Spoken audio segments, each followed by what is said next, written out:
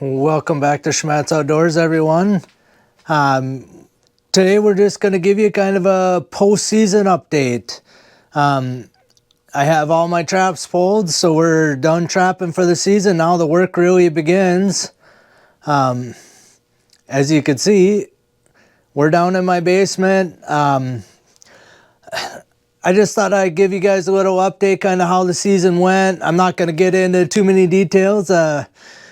You guys are going to have to watch the Out on the Line series, which again will start right after the new year here. It will be worth your wait. Yeah, so last weekend, I think I got more fur put up in one weekend than I ever have, and I have fur everywhere in my basement here. I'm just going to walk around a little bit, kind of show you what I got all done last weekend. And then at the end here, we'll talk a little bit, kind of my thoughts on the season, what you guys can expect, so, you know, that type of information. So just kind of give you a general glance of the basement here. So, you know, we got fur all over here, and there's fur hanging over here. But the only place that doesn't have any fur is this compartment of the basement. And the only reason why there's no fur over there is because that's where I do, right here is my flushing beam and my skinning table. So I do all my work in there, and then everything just kind of ends up out here. So yeah, I guess let's kind of start over here by the stairs. Right here, we got last weekend I got 4 coyotes done. So there's one here. There's a pair right here, and there's one here. Again, still on the stretcher. The weekend before, I did get 5 done, so there are 5 that are fully dry here. I'm not going to say they're finished yet. Most likely, there's still some burrs in the tail. They need a final combing, and, you know, but yeah, I do have 5 already done. But yeah, and I did 4 last weekend. I have 10 boards. I just had all of the rest of this fur to put up as well. So I thought, well, we're just going to get a few of the coyotes done and, you know, work on a few every weekend. You'll eventually get them all done. And then we got 1 fox here and 1 fox here. This fox is going to be a beautiful fox. This fox is going to be basically junk. Right here, the hair is actually slipping on the middle of the back of this fox and a little bit up here on the neck. This fox got freezer burnt. It just, yeah, I don't know. I don't really have much explanations. I have a hard time keeping fox from getting freezer burnt. And that's why I tried to put 2 of them up last weekend. But yeah, like I said, this one here is going to be basically junk. I'm not even sure if I'm going to ship it to FHA or even try to sell it. I'll use it for my barn picture, but that might be the end of that fox. This one here is going to be a beautiful fox. You know, he's got, you know, he's full furred. He's going to be nice and fluffy. One thing that I do, so to make it, the reason why it looks a little flat is because when I put them, after I turn them, I comb everything up. So then once you take them off the board and fluff them a little bit, then they kind of poof out like these are, you know, get nice and poofy. I found that if you comb them all down when you put them on the boards, then they stay kind of flatter looking when you take them off the board. So I try to comb them up. So like, you can, I don't know, hopefully you guys can see that all this hair is combed up, but if I kind of, you know, it's dry, so I'm not too worried about. But you can see, you know, it kind of gets nice and poofy once you comb it the other way. And just taking it off the board and just like giving it a couple whips like that, that thing will puff right out. Over here, this one right here, this giant guy. If you look at the tail, you might tell you what that guy is. And there's one right here too. This one's quite a bit bigger. We got 2 possums. So this one's, that's a possum right there, and this one here is a possum. I'll flat out tell you, I do not catch many possums ever. It's been a few years since I've even caught one, and I ended up with 3 this year, so, oh, I spoiled it for you guys. But I ended up catching 1 in our barn, and then a couple of these 2 were the 2 that I caught out on the line. So it's kind of a rarity, honestly, to catch in my area here. You know, I'm in west central Minnesota here. I think we get cold enough winters that I don't think if they're here, they make it, but I caught 1 kit and I caught 1 adult, so, you know, apparently they must be able to make it here. So right here we got 4 raccoons. They're just this random spattering through the season, so I have no idea which ones were caught when on my line. But yeah, I got 4 raccoons, you know, 2 here, 2 here. And then everything back in here, all the boards you can see hanging are all skunks. So we got quite a few over here. We got, let's see, there's 3, 4, 5, 6, 7 over here. And we got 2, 3, 4, 5 over here. So we got a dozen skunks in here. You know, I get nice wide stripes. I mean, this is going to be a beautiful high dollar skunk with stripes that wide. One of them I tore the tail. This one here, the tail was partially torn, I think, from me skinning it, and I ended up tearing it off. It was about that much longer, but it had beautiful white stripes like this one does all the way down into the tail, and I tore the tail off of it. Almost made me sick because it was literally, you know, the tail is the last thing you flesh, so probably cost me quite a bit of money on that particular skunk. You know, some of them don't have the widest stripes, like this one here has, you know, little narrower stripes, but, you know, and this one does too some, but anyway, yeah, so there's a dozen skunks back here. It's not all of them that I caught this season, but it's what I had time to get put up. This guy here, that tail should tell you what it is, but that is an otter.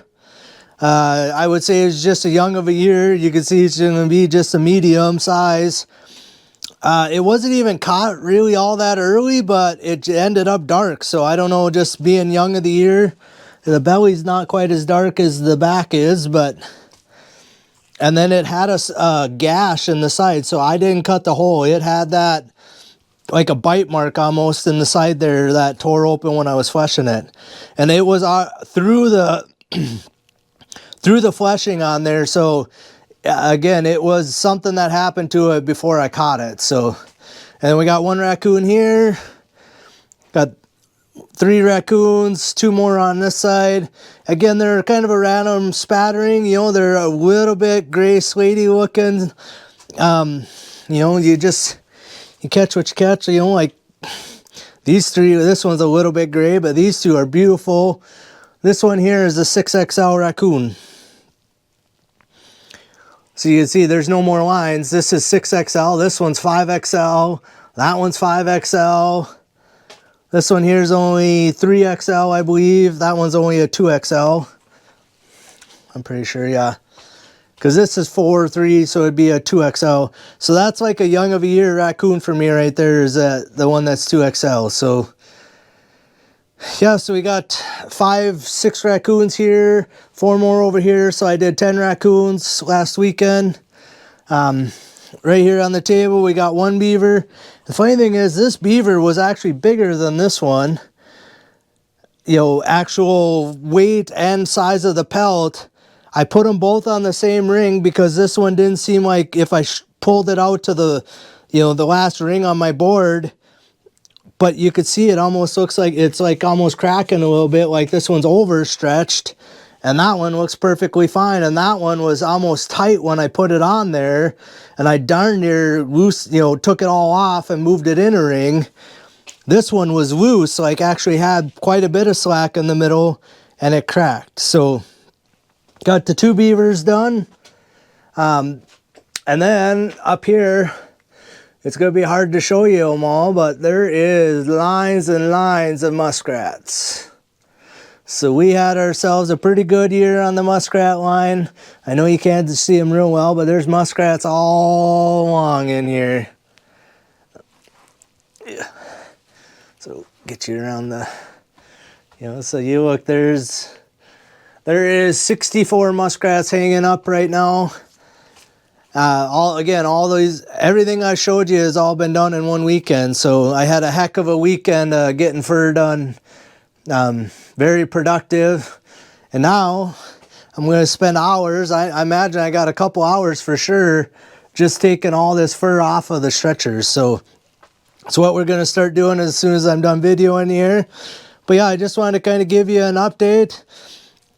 I'm not going to tell you how much more fur I have, but like I said, I needed a good weekend to get a good start on getting the fur put up. So I feel like I'm doing okay.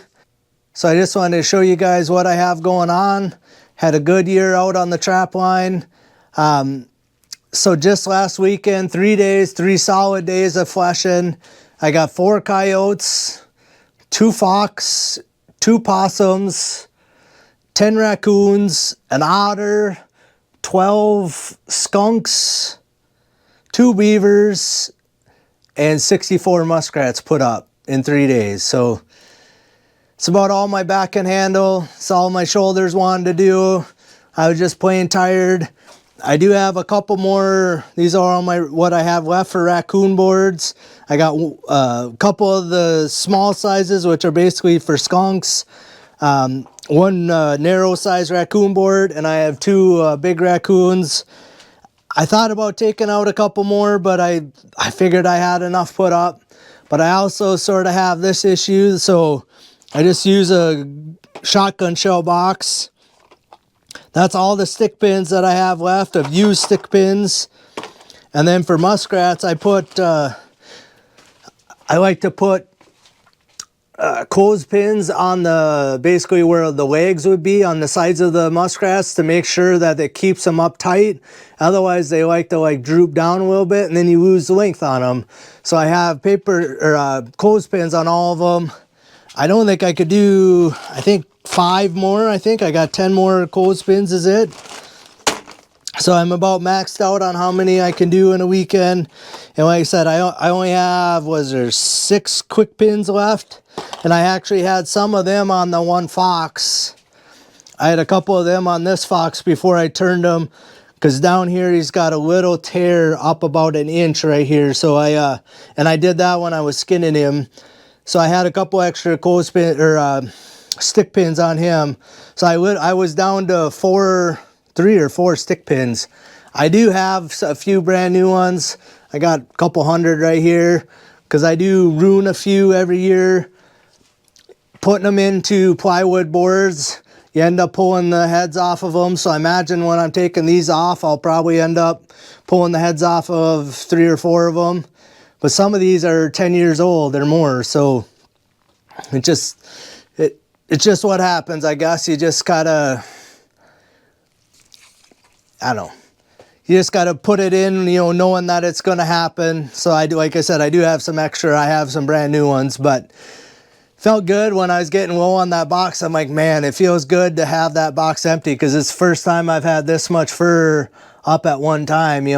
Normally I'll have 8 to 10 raccoons. I'll have maybe 6 to 8 skunks at a time. I don't typically catch any possums. Again, an otter is a rarity for me if you watch any of my videos. Also, you might be able to figure out if I got an otter this year, you guys might know what that means on my line. So glad to have that little guy. Again, he's not very big, but you catch what you catch. So next weekend, I'm not going to be able to do anything, so we're going to just take all this fur off. We're not going to put any new fur on this weekend because I don't want it on there for weeks on end. So it's going to be, and I only basically have time to put up fur over the weekends. I don't really have time during the week to do it. So like I said, we're going to take all this fur off of all these stretchers and get kind of everything baseline ready to go to put some more fur on there in a couple weeks here when I get back down here. But yeah, I just want to, like I said, kind of give you a little update of what's going on in the fur shed here and a little peek into how the line went. Again, you guys are going to want to watch. Stay tuned for the videos after the new year here. There's going to be a lot to show you, let's put it that way. So yeah, and I guess the last little bit I have is I just want to thank the crew at Minnesota Trapline Products. I actually went down and spoke to them this morning. Had a nice little chat with a couple of them, and actually met, you know, I don't know, 5 or 6 of them there that are working at Minnesota Trapline Products. Great crew. I buy a lot of my gear, almost all my gear from them, you know, baits, lures, tools, traps, all that stuff I buy from Minnesota Trapline Products. So just a little shout out to those guys for helping me out today. All right, with that, guys, I appreciate you guys watching, following along. Stay tuned in a couple weeks here for the Out on the Line series. I think you guys are going to enjoy it. There's going to be definitely some little bit lengthier videos to show you. So good luck on your guys' lines out there. We'll see you on the next one.